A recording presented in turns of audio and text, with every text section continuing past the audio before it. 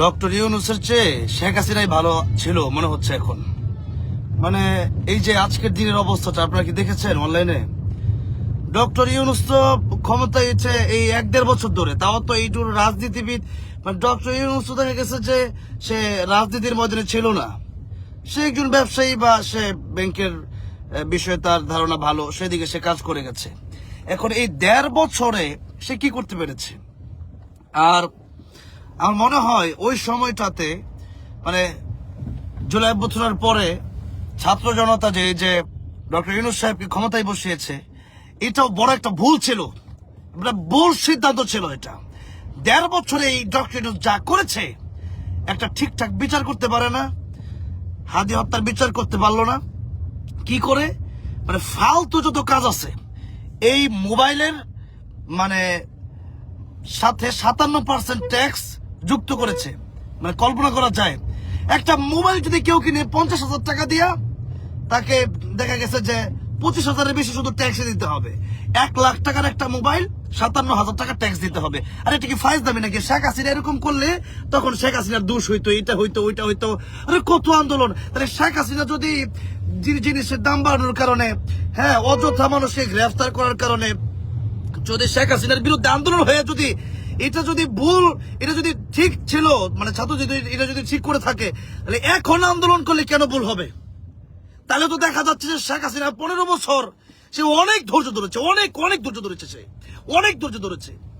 আজকে শেখ হাসিনা 15 বছর পরে এসে যখন তার এই যে কোটা নিয়ে যখন এই আন্দোলনটা হলো, কোটা থেকেই তো শুরু হলো এই বিষয়গুলা। এরপরে সবাই মানে কোটা থেকে তো আন্দোলন শুরু হলো, এরপরে গিয়েছিল মোটামুটি একবারে সবাই মিলে সবার ক্ষোভ ঝেড়ে দেশ শেখ হাসিনাকে বিদায় করলো। শেখ হাসিনাকে বিদায় করার কি দরকার ছিল? যেহেতু শেখ হাসিনা যা করছে, এখন ডক্টর ইউনূস কি তার চেয়ে কম করতেছে? শেখ হাসিনা 15 বছর মানে 10 বছর 12 বছর পরে যেই কাজ করছে, সেই এই ডক্টর ইউনূস 1.5 বছর এই কাজ করতেছে। আজকে 1.5 বছরের মাথায় আলেমুল আমাদেরকে গ্রেফতার করতেছে, ইন্ডিয়ার বিরুদ্ধে কথা বলে গ্রেফতার করতেছে। আমাদের এই যে আতর রহমান বিক্রমী তাই গ্রেফতার করা হয়েছে। মোবাইলের ট্যাক্স 57% কোনদিন শেখ হাসিনা বাড়াইছে? আজকে সেই ডক্টর ইউনূস 57% ট্যাক্স বাড়াইছে। কেন বাড়াইছে? এই টাকা কে খাবে? এত টাকা কিসের দরকার আপনাদের? টুল থেকে টাকা নিচ্ছেন, বড় বড় ব্যবসায়ীদের কাছ থেকে টাকা নিচ্ছেন, বড় বড় মার্কেট থেকে টাকা নিচ্ছেন, কোম্পানি থেকে টাকা নিচ্ছেন, জনগণের প্রত্যেকটা চকলেট থেকে পর্যন্ত ট্যাক্স নিচ্ছেন। এরপরেও একটা সাধারণ মোবাইল থেকে কেন আপনাদের ট্যাক্স বাড়াতে হবে? আর সেই ট্যাক্স বাড়ানোর পরে যখন মোবাইল ব্যবসায়ী যখন আন্দোলন করতেছে, এখন মোবাইল ব্যবসায়ীদের উপরে আপনারা নির্মমভাবে হামলা করতেছেন। আজকে এই প্রশাসন যে হামলা করেছে, মানে গুলি করতেছে, কত বড় দুঃসাহস! এই প্রশাসনের উপর ধিক্কার জানাই। আর আপনারা বলবেন যে প্রশাসনের দোষ আমি দিব না।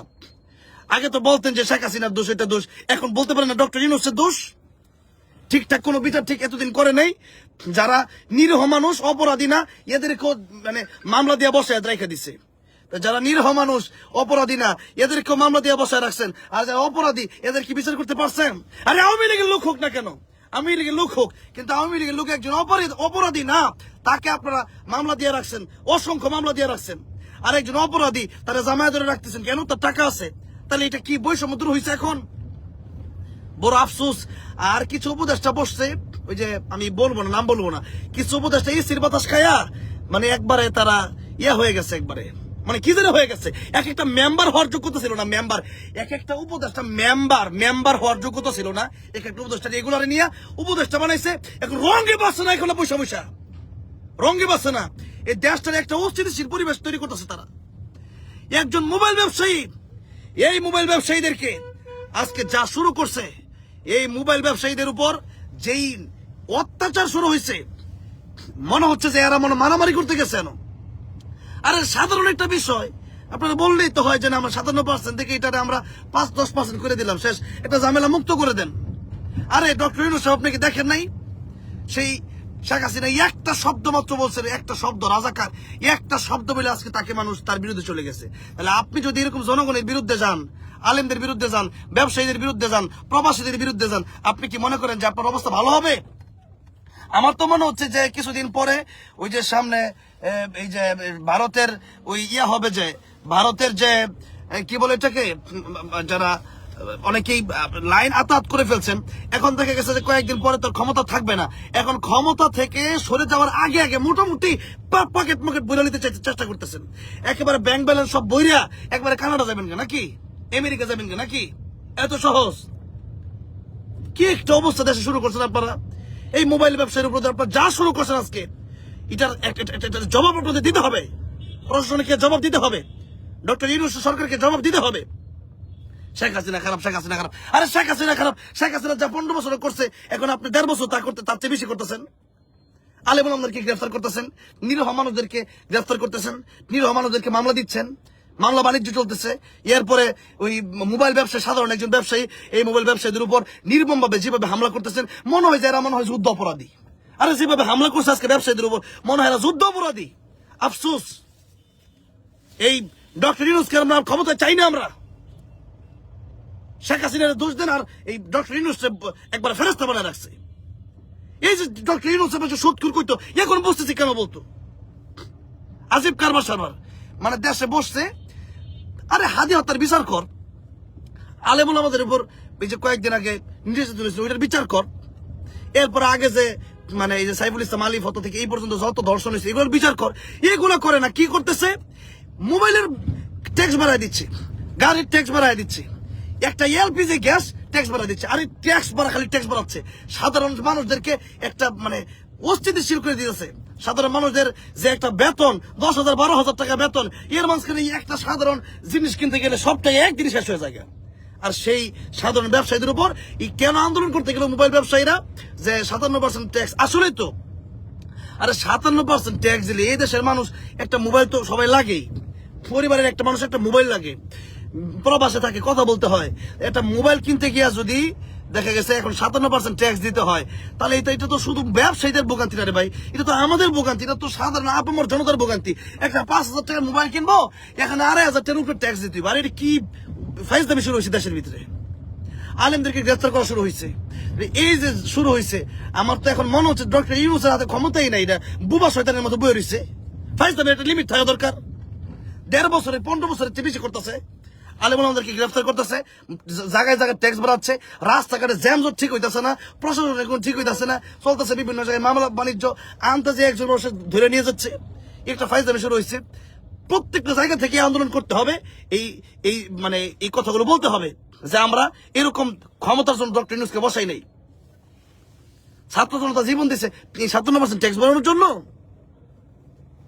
আজকে আপনারা নিরীহ মানুষদেরকে এভাবে গুলি করতেছেন, নিরীহ মানুষদেরকে এভাবে অত্যাচার করতেছেন। একটা হৃদয় ভিতর ঘটনা দেখে আমার আরে মানুষের চোখে পানি চলে আসার মতো একটা ঘটনা। আজকে একটা বাচ্চা তার কোলে ওই লুটটা কিভাবে টেনে হিস্ট্রি নিয়ে যাওয়া হচ্ছে, চিন্তা করা যায়? আশ্চর্য হয়ে গেলাম।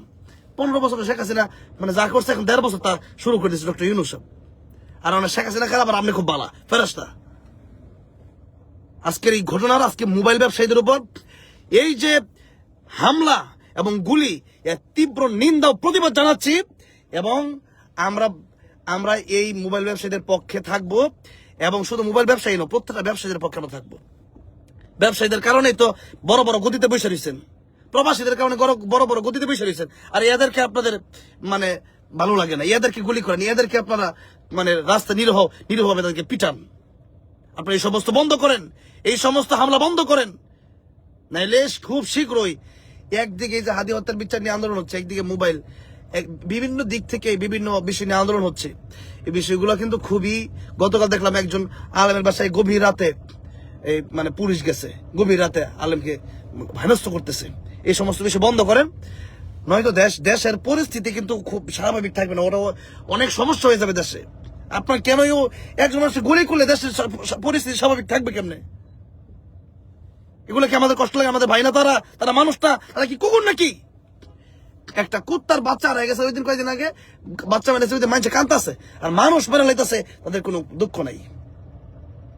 এগুলো বন্ধ করেন, এগুলো তীব্র নিন্দা প্রতিবাদ জানাইয়া আজকের মতো এখানে লাইভ শেষ করলাম। এটার আন্দোলন আরো তীব্র থেকে তীব্র হবে ইনশাল্লাহ, যদি এই সমস্ত হামলা, এই সমস্ত দুর্নীতি, এই সমস্ত ট্যাক্স যদি বন্ধ না করা হয়। এটা তো জুলুম। 57% ট্যাক্স কিসের আবার? এটা লিমিট থাকা দরকার, এটা জুলুম বন্ধ করেন, নাহলে এটা আন্দোলন আরো তীব্র হবে ইনশাল্লাহ। আমরা ব্যবসায়ীদের পক্ষে আছি, আমরা দেশের আপামর সাধারণ জনতার পক্ষে আছি আমরা ইনশাআল্লাহ। আসসালামু আলাইকুম।